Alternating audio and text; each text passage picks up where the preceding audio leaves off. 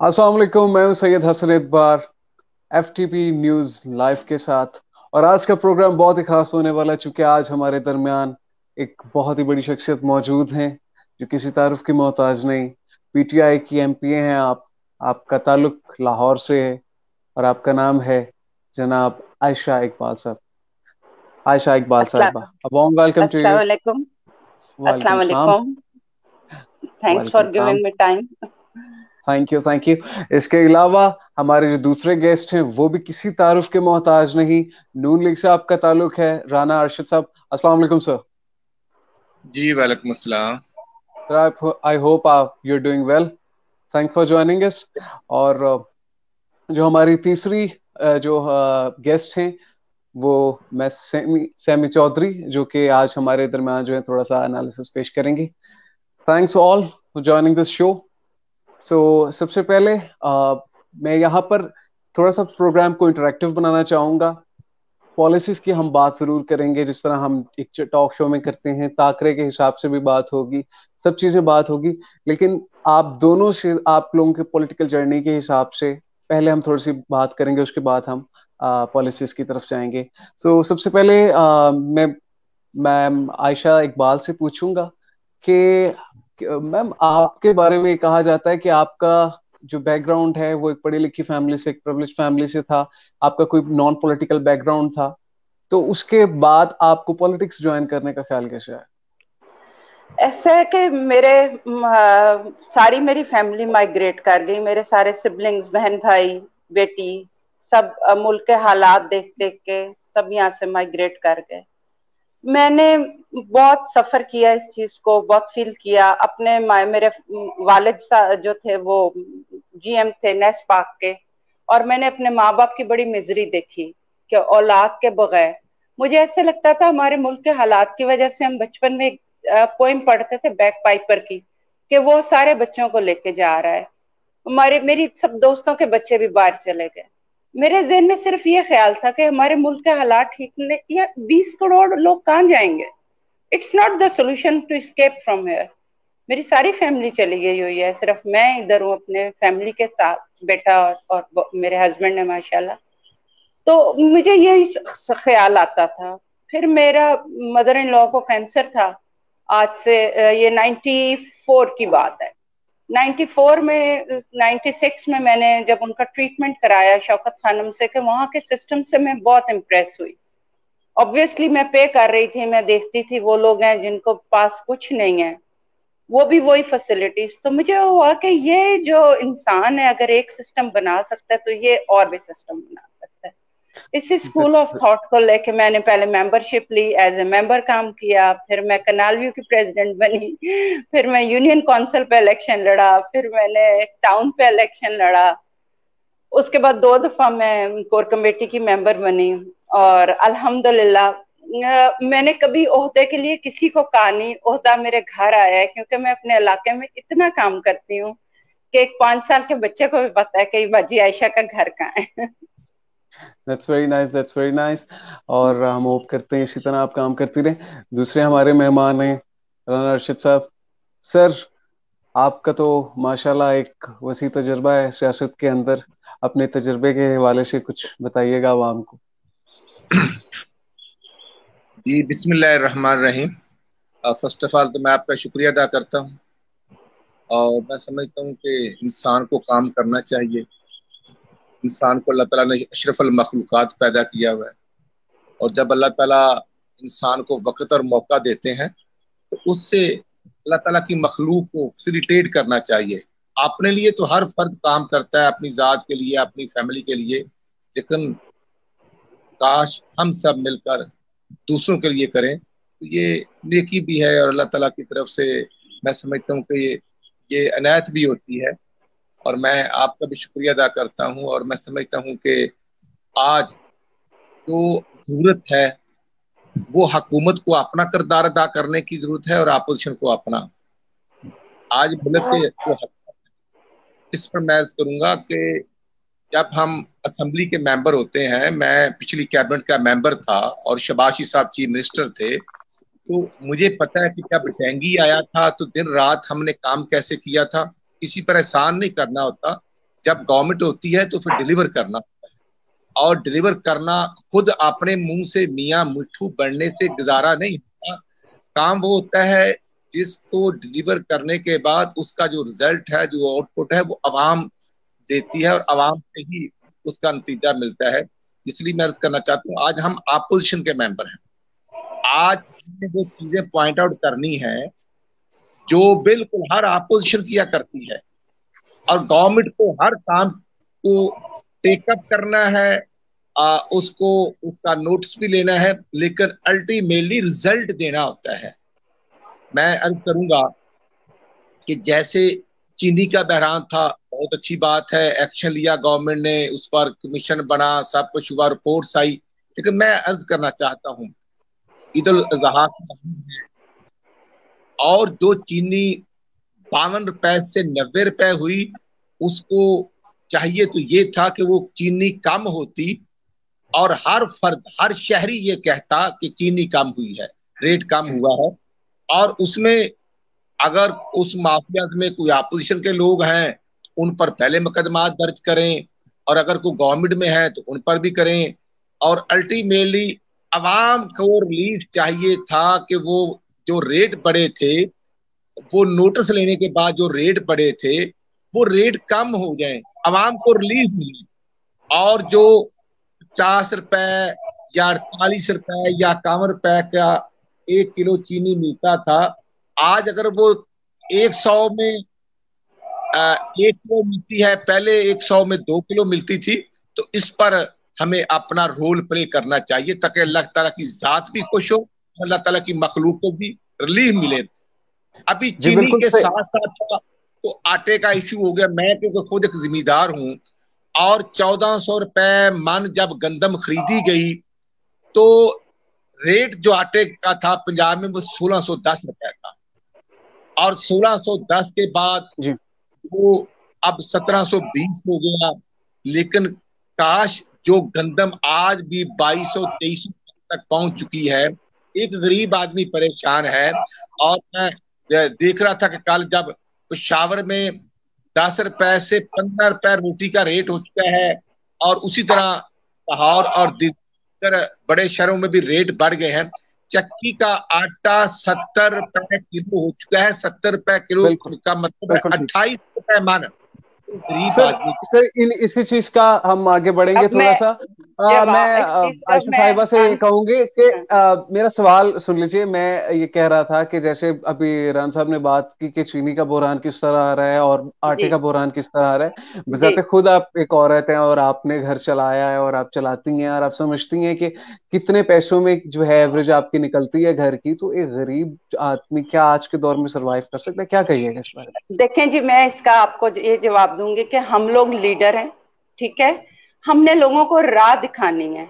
हमारा it's so sad के opposition जब बात करती है या इवन मीडिया भी जब बात करता है, वो सिर्फ ये कहता है ओहो जी लींबू 400 रुपए किलो हो गया, आटा ये हो गया, चीनी। हमने वी आर लीडर, हमने इससे ऊपर बात करनी है। एक चीज होती है डिमांड एंड सप्लाई, राइट। मैं वो बंदा हूं कि जब मेरी शादी हुई थी, आप बिलीव मी, मैंने 1 रुपए किलो आटा खरीदा था, जो कि अब मैं 50 रुपए खरीद रही हूँ, ठीक है। ये कोई 1.5-2 साल की बात नहीं। एक टर्म होती है डिमांड एंड सप्लाई, राइट।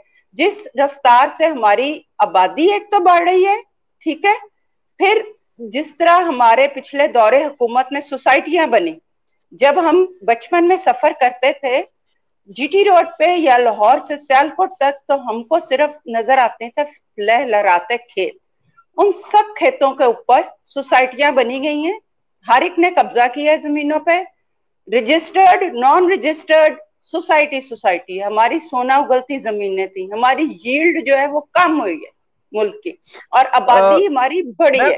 नहीं, लिसन टू मी। जी आप हम लोगों ने लोगों को मैसेज नहीं दिया कि हाँ, अब मैंने कोरोना सीजन में काम किया, मैंने 2000 लोगों को राशन दिया, हर बंदे से मैंने इंटरव्यू किया, हर बंदा कहता था क्या करता हूँ जी, मैं मजदूर हूँ।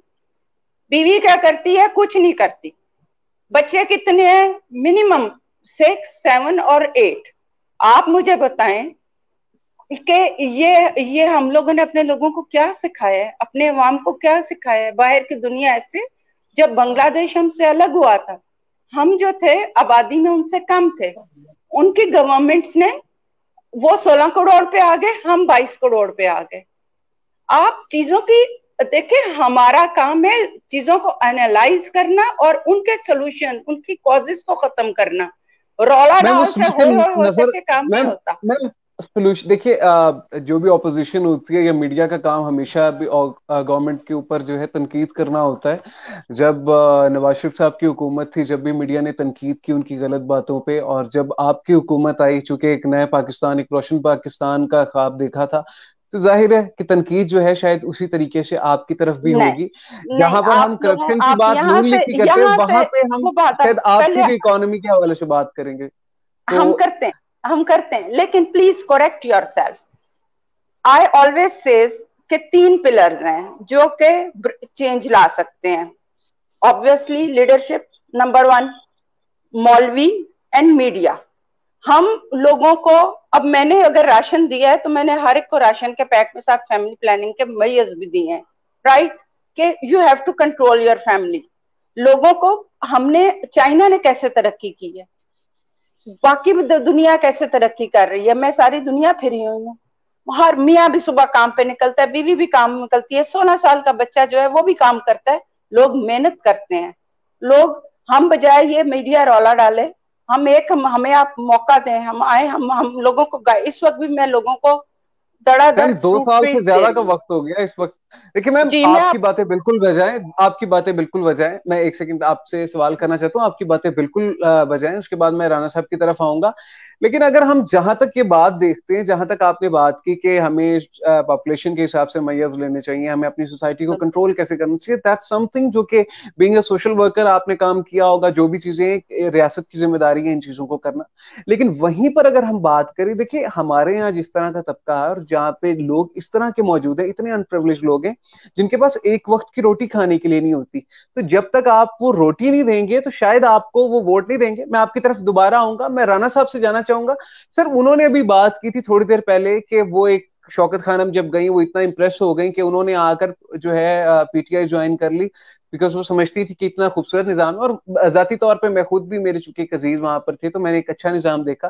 सर, पंजाब में आपकी हुकूमत इतना अरसा रही, वहां पर क्यों नहीं ऐसे अस्पताल मौजूद है? मेरा ख्याल ये है कि आप तो माशाल्लाह खुद बड़ी फहम फरास्त रखते हैं। तो अगर आपको आप डिस्ट्रिक्ट टू डिस्ट्रिक्ट विजिट करें तो मैं आपको हॉस्पिटल का नाम बता दूंगा, रोड बता दूंगा, एड्रेस बता दूंगा कि अगर आप लाहौर में जीटी रोड पर जाएंगे तो मनावा रोड पर अल्हम्दुलिल्लाह हमने नया हॉस्पिटल बनाया, वो रूरल एरिया साथ अटैच था, और अल्हम्दुलिल्लाह उसकी इनॉग्रेशन की, और वो आज के जदीद अखबार के साथ बिल्कुल मैच सर, कर रहा आपकी बात बिल्कुल ठीक है कि आपने हॉस्पिटल्स बनाए, आपने हॉस्पिटल्स बनाए, लेकिन सर अगर हॉस्पिटल बनाए तो उनका मयार कहाँ था? अगर नवाज शरीफ साहब को बाहर ही क्यों जाना पड़ा इलाज करवाने? वो दिस इसलिए इज द बाहर गुड जाना क्वेश्चन। था, इसलिए बाहर जाना था कि अल्लाह ना करे मेरा दुश्मन भी किसी मर्ज में मुब्तला हो। और वो मुल्क के वजीर आजम थे, तो जब उनको वो विजिट पर थे यूके के 2016 में, तो जब उनको हार्ट पेन हुई तो उनकी वहां पर ओपन हार्ट सर्जरी हुई। ओपन हार्ट सर्जरी का पंजाबी में लफ्ज यह है कि उनका सीना जो था वो चीर दिया गया। और उस वक्त वो मुल्क के अल्हम्दुलिल्लाह वजीर आजम थे। ना अल्लाह ताला ही इक़्तिदार देता है, ना किसी को ज़कात में मिलता है ना भीख में मिलता है। और उस वक्त उनको 7 स्टेंट पड़े थे, और 7 स्टेंट पड़ने के बाद अगर उन्होंने जेल से ही डरना था तो फिर वो मुल्क के वजीर आजम थे। जिस तरह पनामा के नाम पर इंटरनेशनल ड्रामा शुरू हुआ, 356 लोगों के नाम थे, इमरान खान साहब के नाम पर न्याजी सर्विसेज थी, किसी को नहीं पूछा गया।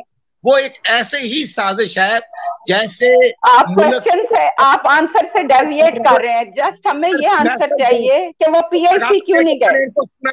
और ये मेरी बात सुने, उसके बाद जवाब दें। गुजारे ये है कि वो मुल्क के वजीर आजम थे, और 7 स्टैंड पढ़ने के बावजूद 70 साल की एज के बावजूद वो जेल भुगत रहे थे, भुगतते रहे। और अपनी बीवी को मौतो हयात की कश्मकश में बेहोशी में लंदन छोड़कर 13 जुलाई 2018 को उन्होंने जेल में गिरफ्तारी दी। उनकी सर सवाल ये है कि सर सवाल ये है कि वो इलाज के लिए बाहर क्यों गए?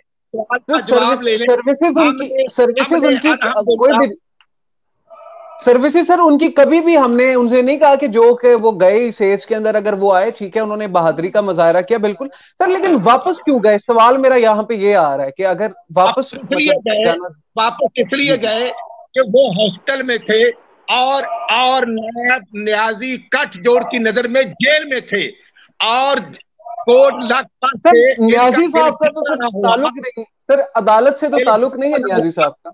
अब आप जवाब जी अदलिया तो आजाद है, ये अदलिया का फैसला है, ये अदलिया का फैसला है। खान साहब को तो जेन को ठंडक ना पहुंची न्याजी साहब को और नैब की गिरफ्तारी। आप जवाब सवाल बंदों जवाब चना दे रहे हैं प्लीज। बोर्ड की तबीयत खराब थी तो इनकी वजीर हेल्थ डॉक्टर यासिर राशिद साहबा जो उनसे 3 दफा इलेक्शन हारी थी, उन्होंने और सेक्रेटरी हेल्थ ने रात को 12 बजे सर्विसेज हॉस्पिटल उनको लेकर आए और इसलिए तो उनको रिपोर्टें गलत दी गई थी, उनको रिपोर्टें गलत दी गई थी। जब इमरान नियाजी साहब इलेक्शन में गिरे थे तो मियां नवाज शरीफ साहब उनकी 2013 में तमारदारी के लिए गए थे, लेकिन वो बाहर नहीं गए थे, वो गिरे थे तो यहाँ ही उन्होंने इलाज कराया। नहीं मैं आपको सर मुझे इजाजत दीजिएगा मैं एक सवाल कर सकूं मैडम से। और गैर मुल्की बंदा ये तानिया इदरीस कौन थी? ड्यूबल नेशनैलिटी वाली स्पेशल असिस्टेंट को कैबिनेट में क्या बात कर रहे हैं? क्वेश्चन क्या है और व्हाट इज? सर हम क्वेश्चन से थोड़ा सा ड्रैग कर रहे हैं सर। मैं आपकी तरफ वापस आता हूँ, मैं आपकी तरफ मैं वापस आता हूँ। मैं सर मैं ये सवाल करना चाहूंगा, आप ना जरा थोड़े ज्यादा इमोशनल हो गए हैं नवाज शरीफ को लेकर, क्योंकि अगर आप गौर करें तो क्वेश्चन कुछ और था और आप बात को जरा इमोशनल होकर कहीं और ले। मैं सैमी की तरफ आऊंगा। सैमी आपने दोनों की गुफ्तगू की, उसके बाद मैं आपकी तरफ आता हूं। मैंने आपसे भी एक सवाल करना है अभी अस्पताल के मुतालिक। लेकिन सैमी आप देखिए जैसे कि हम मीडिया वालों को एंड पे कहा जाता है कि आप सवाल क्यों करते हैं, और सिर्फ not talking about any single political party, बल्कि जिसके बारे में भी आप क्रिटिसाइज करो तो शायद वो ये कहता है कि हम पे सवाल क्यों उठ रहा है, वो भी तो चोर थे। अगर सब चोर थे तो अगर कोई दूसरा चोर है कि हम भी चोर बन जाए? This is not the answer. मैं सिमी से इसके बारे में तजिया जानना चाहूंगा। आपने दोनों की गुफ्तगू सुनी, क्या समझती हैं आप? मैं यही समझती हूँ फिलहाल तो मेरे जहन में यही बात आती है कि जो हमारी कंट्री के लिए अच्छा है ना, हमारे लिए वही अच्छा है। हम कोई स्पेसिफिक एक पार्टी की तरफ नहीं है कि भाई वो जो कुछ भी कर रहा है हम उसके साथ ही हैं। अगर पीटीआई हमारे लिए अच्छा कर रही है तो हम उसके साथ हैं, अगर मुस्लिम लीग अच्छा कर रही है तो हम उसके साथ हैं। लेकिन यहाँ पर भी मैं यही कहूंगी कि सवाल से हटकर कोई बात नहीं करनी चाहिए। आप ये राना मोहम्मद शाहिद साहब जो है, मैं इनसे यही पूछना चाहूंगी कि बात हो रही है नवाज शरीफ नहीं है भाई, इनको नाम, मेरा नाम शाहिद नहीं है, मेरा नाम राना मोहम्मद अरशद है। और राना मोहम्मद जाने वाला शख्स नहीं हूँ। जब मुझे सवाल किया जाएगा तो फिर मुझे जवाब तो देना ना। आपने फरमाया कि जवाब दे, बाकी आप 100 सवाल करें, मुझे खुशी होती है। शायद हम ऐसे नहीं समझते कि सर अगर जातियात पर बात ना हो तो आई थिंक बेहतर होगा, हम अपने डाइवर्ट नहीं होंगे चीजों से।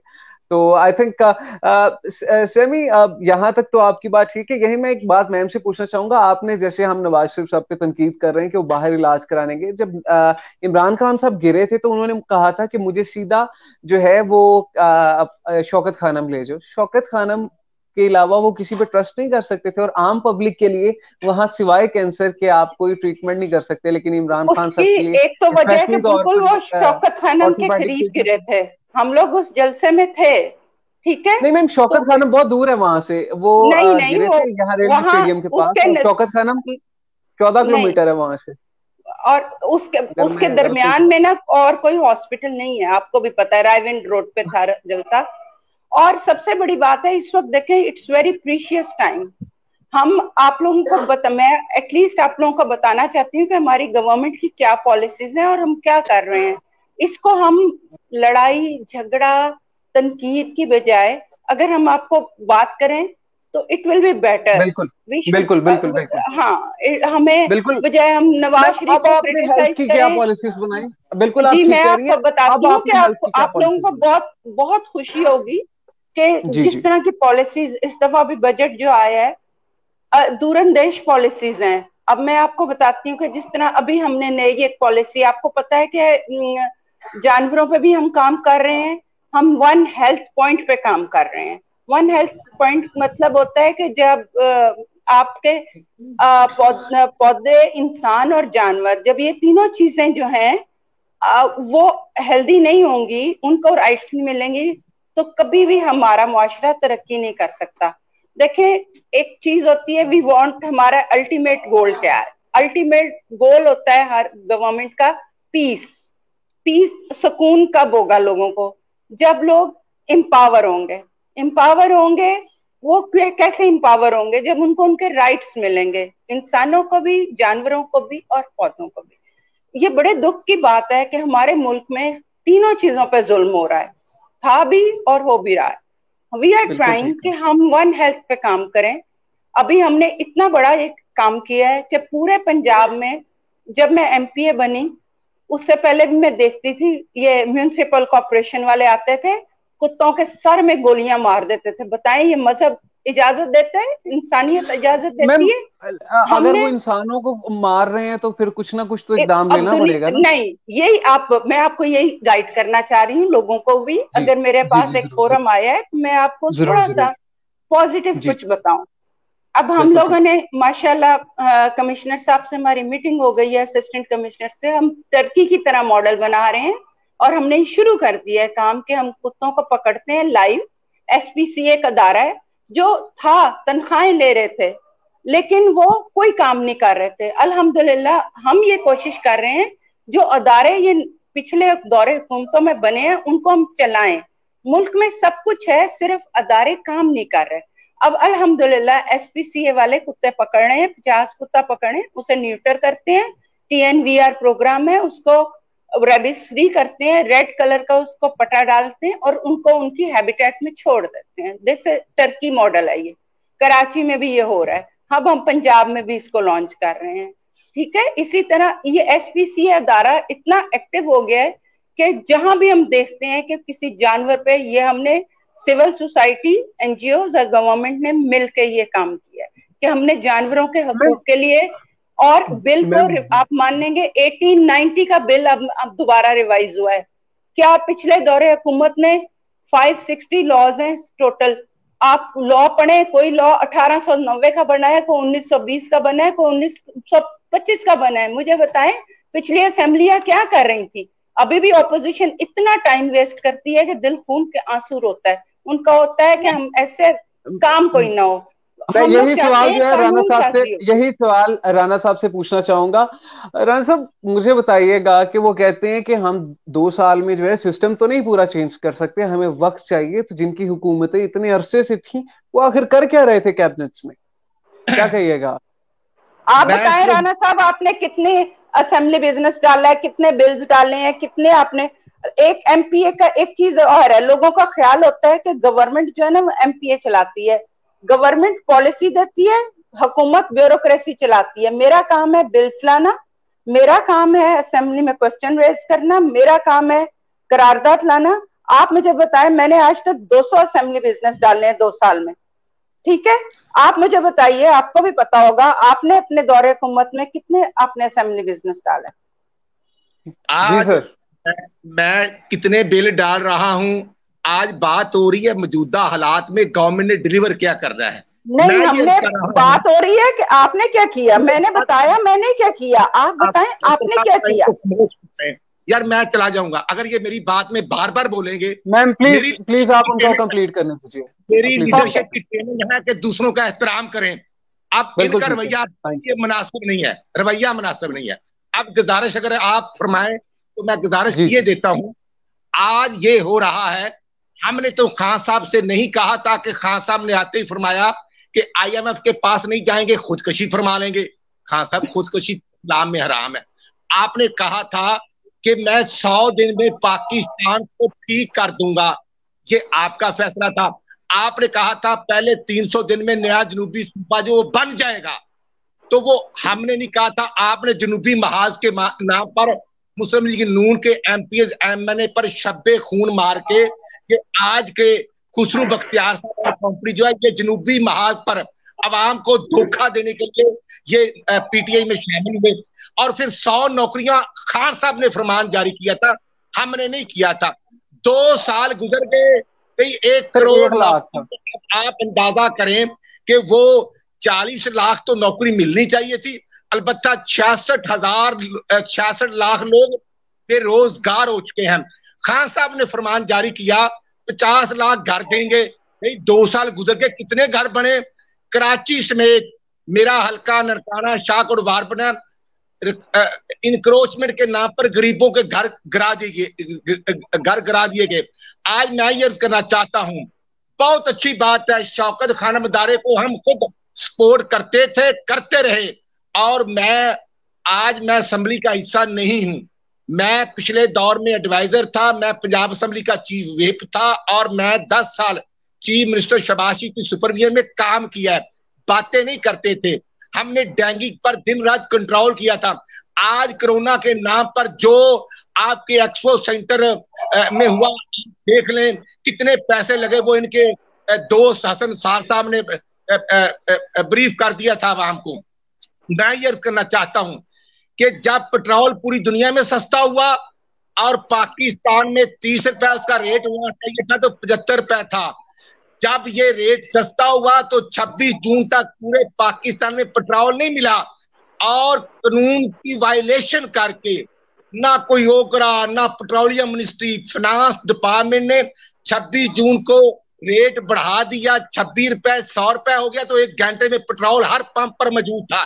आज मेरा ये सवाल है कि गरीब रो रहा है, गरीब को पेट्रोल ना मिले, और 400 अरब का डाका मारा गया गरीब की जेब पर। आज चीनी 50 रुपए किलो होनी चाहिए थे, तो वो 100 रुपए हो चुकी है। चने की दाल 65 रुपए। मेरी बात सुने, गरीब के पास गाड़ी नहीं है जो वो पेट्रोल के लिए रो रहा है, ये अमीर रो रहे हैं। गरीब की जरूरत पेट्रोल नहीं है। चाहता हूँ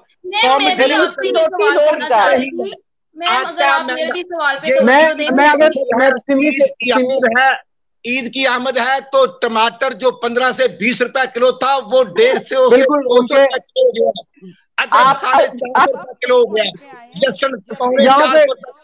गरीब आदमी कहाँ जाए? खान साहब के पास तो हेलीकॉप्टर है और वो कहते हैं 55 रुपए किलोमीटर पर खर्च आता है। आज गरीब रो रहा है। उस्मान बुजदार हमारा टिकट होल्डर था।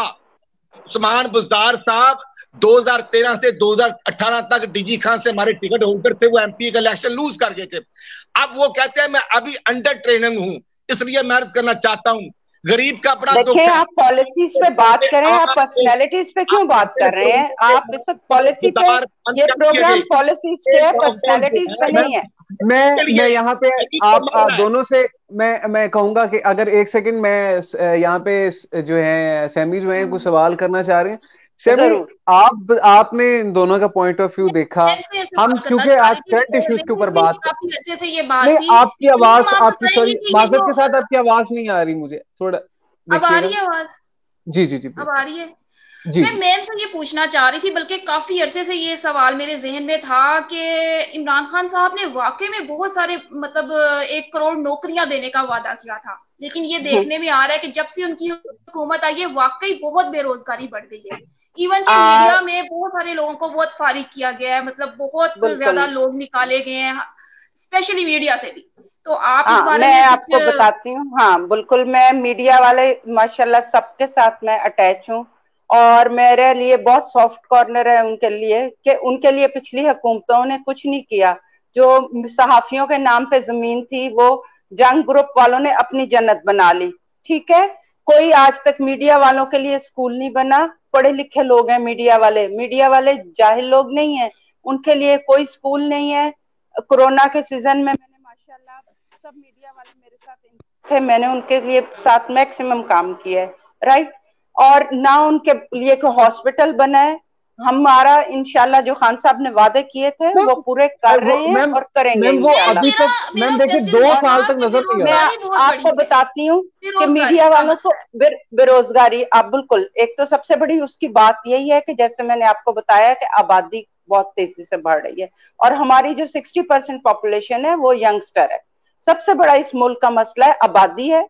फिर इतने अरसे से नेशनलाइजेशन जो होता है ना, इंडस्ट्रियलाइजेशन नहीं हुई, डी इंडस्ट्रियलाइजेशन हुई है। मुल्क के हालात की वजह से लोग अपनी इंडस्ट्रीज बेच बेच के, कोई बांग्लादेश चला गया, कोई चाइना चला गया, दुबई चला गया।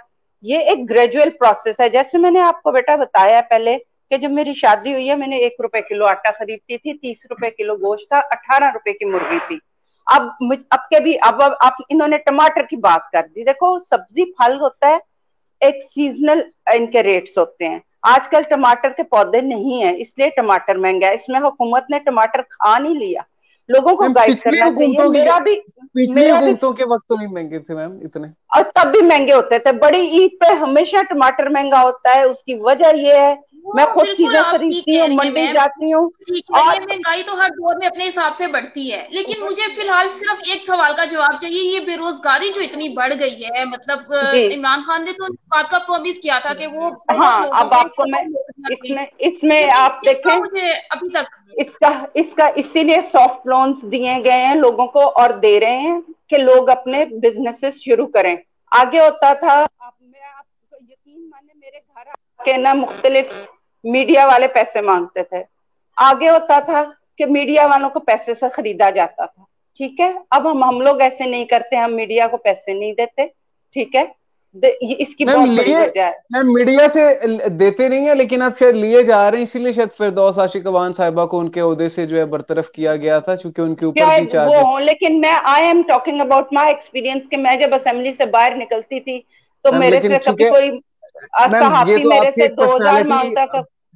बिल्कुल आपकी ये तो पर्सनालिटी है, लेकिन यहाँ पे हम पॉलिसी की बात कर रहे हैं। एक आम जो बंदा है जो मीडिया में, वो तो नहीं ना ये पैसे लेता था, वो बेरोजगार हुआ है, उसका कोई, उस बेचारे का तो कोई कसूर नहीं है ना, इसलिए कि उसका हक मीडिया के जो मास्टरमाइंड थे उन्होंने खाया है। देखें जी, इनका उनका काम था कि वो अपना, हर मीडिया वाले कोई स्कूल बनाते, कोई स्कीम्स बनाते। मैं स्कीम्स बना रही हूँ इस वक्त, इंशाल्लाह मैं मीडिया वालों के लिए कोई स्कूल होना चाहिए इनके बच्चों के लिए फ्री। तो ये पढ़े लिखे लोग हैं। अभी भी मैं जो एक आम शहरी बेरोजगार हुआ है, आप उस बारे में भी तो कहें ना कि वो बेचारा तो इस मामले में मुलविस नहीं था कि उसने मीडिया से उसने पैसे नहीं खाए, लेकिन वो बेरोजगार हुआ है और उसके माली हालात जाहिर है, उसके बारे में आप सोचें। उसके लिए जाहिर बात है कि हम लोग आते हैं, हम उन्हें गाइड करते हैं, हम कहते हैं कि तुम अपने बिजनेस छोटे मोटे, जैसा खान साहब लोन्स दे रहे हैं। फिर आपको पता है अल्हम्दुलिल्लाह, आप एक बात नोट करें, कोरोना सीजन में किसी ने खुदकुशी नहीं की। किस वजह से नहीं की कि इतने लोगों को 12,000 रुपया भी मिला। हम लोगों ने भी, हर एमपीए ने अपने अपने हल्के में 1000 लोगों को राशन दिया। हम लोग अपने हल्के में फिरते रहे हैं कि कोई भूख से ना मरे। टाइगर फोर्स है, हमें बताती थी कि फलां जगह राशन चाहिए, हम अपनी खुद उसको मैनेज करके हम राशन भेजते थे, उसके घर राशन भेजा। लोगों की तस्वीरें नहीं ली हमने, अपनी तस्वीरें नहीं खिंचाई। हिसाब प्रोग्राम के हवाले से मैम आपने बात की, मैं यहाँ पे राना साहब से बात करूंगा। आपने सर डेंगू का हवाला दिया, यहाँ पे कोरोना आया तो इन्होंने लोगों को पैसे दिए, 12-12 हजार रुपए हर घर में हिसाब प्रोग्राम के जरिए दिए। सर आपने कितने पैसे दिए थे? नहीं, हमने पैसे नहीं दिए थे, हमने लोगों को मौत भी नहीं दी थी। आज 6000 आपके पाकिस्तानी कोरोना से मर चुके हैं, और कोरोना के नाम पर इंटरनेशनल वर्ल्ड बैंक से जो एशिया में सर लोएस्ट रेट है। सर ये एशिया में लोएस्ट रेट है वैसे, वो दिल्ली पे नहीं। ये मैं आपसे ये कहना चाहूंगी कि कोरोना से मरे हैं, इसमें हुकूमत का तो कोई कसूर नहीं है ना। ये तो एक वबाई मर्ज था जो अल्लाह की तरफ से आया, और इसमें हुकूमत किसी तरह कसूरवार नहीं है। ये बात तो हकीकत है। आपने ठीक फरमाया। आप ज़ाहिर एनालिस्ट हैं, तो जरा थोड़ा सा मैं अर्ज कर देता हूं। ये 94% अबव 90% वायरस इंपोर्ट हो गया। इंपोर्ट मीन बाहर से आया।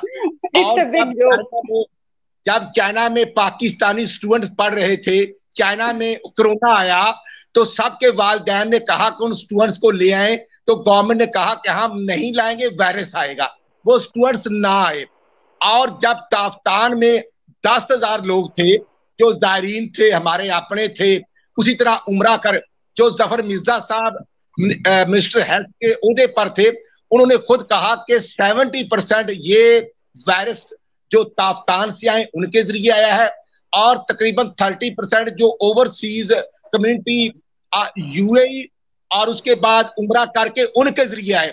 फिर जब ये 13-14 मार्च को स्कूल और कॉलेज बंद हो गए थे, तो फिर 26 और 27 मार्च को लाहौर में तबलीगी इज्तिमा था। 70,000 लोग वहां पर आ चुके थे और उनको ना रोका गया। बाद में फिर उनकी गिरफ्तारियां हुई। फिर वो परवेज लाई साहब का बयान आपके सामने। मैं अर्ज ये किए देता हूं कि कोरोना के नाम पर पेट्रोलियम मसनूआत जो थी वो जीरो पर आ गई। इसलिए आप ये नहीं कह सकती कि ये पूरी दुनिया में था। और उसके बाद तकरीबन 1.5 लाख लोग जो है वो अमेरिका में अल्लाह को प्यारे हो चुके हैं। मैं अर्ज ये करना चाहता हूं कि जब ये वायरस इंपोर्ट होके आया तो वो बाई एयर आया था, जो बाद में एयरपोर्ट बंद हुए। कराची, इस्लामाबाद और लाहौर के 3 इंटरनेशनल एयरलाइन से लोग आ रहे थे। उनको रोकना गवर्नमेंट का काम होता है, आप और हमने बात करनी होती है। आज पंजाब में लॉकडाउन है, खान साहब कहते थे संभाल लॉकडाउन, गरीब किधर जाए। तो अब जो गरीब दर्जी है जिसने कपड़े लिए हुए हैं, आपने फौरन लॉकडाउन कर दिया। और नहीं, दर्जी की दुकानें खुली हुई हैं, दर्जी की दुकानें खुली हुई हैं, खाने पीने की दुकानें खुली हुई हैं, दुकान बंद है, मुकम्मल। मैं आपने नोटिफिकेशन नहीं पढ़ा। हो गया जब वायरस कम हो गया तो फिर खैबर पख्तूनख्वा में लॉकडाउन क्यों नहीं हुआ, फिर बलूचिस्तान में क्यों नहीं हुआ। मैं अर्ज ये किए देता हूं कि गवर्नमेंट है कहां पे। आज हम बात करते हैं कि महंगाई होगी, हम ये बात करते हैं कि गवर्नमेंट का काम है डिलीवर करना। हम ये बात करते हैं कि आज डॉलर, खान साहब कहते थे कि 1 रुपया डॉलर महंगा होता है तो प्राइम मिनिस्टर चोर होता है। फिर खान साहब बताएं कि 110 रुपए से 170 रुपए में डॉलर कैसे हुआ। आप बेहतर मुझसे समझती हैं सर। इंटरनेशनली सर प्राइसेस भी तो देखिए ना आप, इंटरनेशनल मार्केट पूरी की पूरी बढ़ी है। रेट था 51,000 रुपए फी तोला, आज रेट हो चुका है 1,20,000 रुपए रेट सोने का हो चुका है। आपका रुपया जो था वो 40% डीवैल्यू हो चुका है कोरोना से पहले। आपका ग्रोथ रेट था 5.8, हम बहुत बुरे थे, हम मानते हैं। आज फरिश्ते आ गए तो आपका ग्रोथ रेट नेगेटिव पर चला गया। पूरी दुनिया में जगनसाई हो रही है। इसलिए मैं अर्ज करना चाहता हूं गवर्नमेंट डिलीवर करे। और डिलीवरेंस तक का मतलब ये नहीं है कि आज मीडिया हाउसेस के ड्यूज नहीं दे रहे। मीडिया हाउसेस के तमाम एंकर्स, रिपोर्टर्स, मालकान हमारे लिए काबिल एहतराम है। जब मीडिया पे गवर्नमेंट के इश्तिहार चलते हैं तो वो क्यों ना पे करें, ये तो कोई तरीका नहीं है ना। और जो फवाद चौधरी ने बात की थी कि ये 3 बड़ों की नजर गवर्नमेंट हो गई है, शाहमूद कुरैशी साहब, तरीन साहब और असद उमर, ये आपस की जंग की वजह से, जो फैसल वावडा ने कहा था कि शाहमूद कुरैशी और असद उमर आप प्राइम मिनिस्टर के कैंडिडेट हैं। इसलिए मैं अर्ज करना चाहता हूं कि मीडिया हाउसेस के ड्यूज देने चाहिए। और उसके साथ साथ इत्साब हो रहा है अपोजिशन का। हेलीकॉप्टर का केस इमरान खान साहब पर नायब नहीं पूछता। मेट्रो पेशावर 18 अरब से शुरू हुआ था, 100 अरब से क्रॉस कर चुका है। वो है पूछने वाला, गरीब की बात को सुनने वाला है। लाहौर की ऑरेंज ट्रेन हमने मुकम्मल की थी और ये सियासत की नजर हो गया। वो गवर्नमेंट का असासा है, वो कौम का असासा है। आज तक लाहौर की ऑरेंज ट्रेन नहीं चली। इसलिए मैं अर्ज करना चाहता हूं गवर्नमेंट डिलीवर करे, हम इनको अप्रिशिएट करेंगे। लेकिन बेरोजगारी, 66 लाख लोग बेरोजगार हो चुके हैं। महंगाई का ग्राफ आप देख लें। और स्ट्रीट क्राइम इस हद तक बढ़ चुका है। मेरा ननकाना जिला मांगटा वाले में 5 अफराद ने खुदकशी की है और घर का जो उनका बाप था उसने अपनी बीवी और 3 बेटियों को मोटरसाइकिल किराए पे ले जाकर नहर में छलांग लगा दी। अभी 1 महीना भी नहीं हुआ। और गवर्नमेंट नाम, मैं अर्ज करना चाहता हूं, जब इतनी महंगाई हो गई है तो उसको जो असर रेट्स है वो अवाम को रिलीफ के, मेडिसिन महंगी हुई तो राजा आमिर कियानी साहब को हटाकर पार्टी का सेक्रेटरी जनरल लगा दिया। बहुत अच्छी बात, हमें कोई इतराज नहीं। आज कोरोना के बावजूद पाकिस्तान का हेल्थ मिनिस्टर के पास नहीं है। जफर मिर्जा साहब तो किसी की सिफारिश पर आए थे WHO से, और वो वापस चले गए। शब्बर जैदी साहब कहाँ हैं, जिन्होंने पैसे इकट्ठे करने थे और पूरे पाकिस्तान के ताजज को परेशान करके वो हैंड बैग उठा के चले गए हैं। उसी तरह जफर मिर्जा साहब, उसी तरह तानिया दरीस साहबा चले गई हैं। मैं अर्ज ये करना चाहता हूं कि जो 23 स्पेशल असिस्टेंट रखे हुए हैं, इनको अपने MNA MPs पर इत्मीनान करना चाहिए, ये डिलीवर करें। हमने हमेशा कौमी इशूज पर अपोजिशन का साथ दिया, वो FATF का हो इशू या इंडिया का हो, वो कश्मीर का, लेकिन गवर्नमेंट के वुजरा जो हैं वो अपने खिलाफ खुद होते हैं, उसका हमारे पास कोई इलाज नहीं है। बहुत शुक्रिया आप दोनों मोअज़्ज़ज़ मेहमानों के आने का। आप लोगों ने यहाँ तशरीफ लाकर हमारी इज्जत अफजाई की, आपके ख्यालात भी जाने। प्रोग्राम का वक्त खत्म होता है, इसके लिए मैं आप सबसे इजाजत चाहती हूँ। अल्लाह हाफिज। पाकिस्तान जिंदाबाद। जिंदाबाद।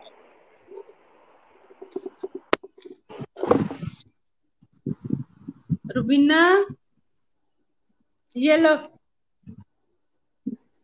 सुल्तान है आगे। Hello hello hello. की ना लाइट ऑफ हो गई थी, तो लाइट ऑफ होके दोबारा आई है, इस वजह से मैं प्रोग्राम ठीक है जर, ठीक है, थैंक ठीक हो गया। सब ने प्रोग्राम क्लोज कर दिया, इसीलिए प्रोग्राम क्लोज कर दिया। वो लाइट आपने मैसेज किया था तो फिर मैंने प्रोग्राम क्लोज कर दिया। चलें ठीक है। अच्छा अच्छा, क्योंकि 40 मिनट भी हो गए थे ना, मैंने कहा चलो शायद टाइम भी हो गया। हाँ इसको चले, इसको ड्रैग कर लेते थोड़ा सा, बट चले अब ठीक है, अब प्रोग्राम वो हो लाइट गया सर ने कहा चली गई है, तो मैंने कहा कि शायद प्रोग्राम ऑन एयर ही नहीं हो रहा, इसलिए मैंने ऑफ कर दिया ना। सही सही। तो इस वक्त सर हैं हमारे साथ? पता नहीं।